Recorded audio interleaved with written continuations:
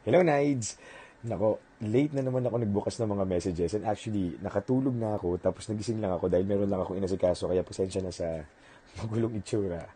Pero ang hindi magulo ay ang plano ng Diyos sa buhay mo. Kaya naman, happy and blessed birthday! Nakakatawa kasi nag-backread ako tapos nakita ko na yung sa unang greeting ko sa'yo, wala akong boses. Tapos ngayon, wala na naman akong boses. Ano ang meron sa pagbati ko sa kaarawan mo?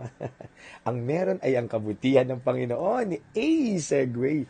Dalangin ko na, na patuloy kang pagpalain ng Diyos at gabayan ng Diyos at sana sa kabila ng lahat ng pagpapala na ginagawa niya, piliin mo rin naman natili sa kanyang presensya.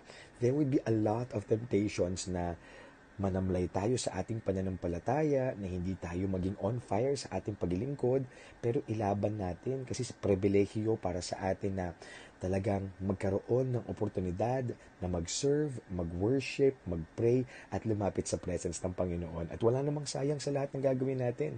Kasi at the end, may naghihintay sa ating gantimpala. And I pray na may ma-receive kang gantimpala ngayong kaarawan mo. God bless you and I hope to see you soon.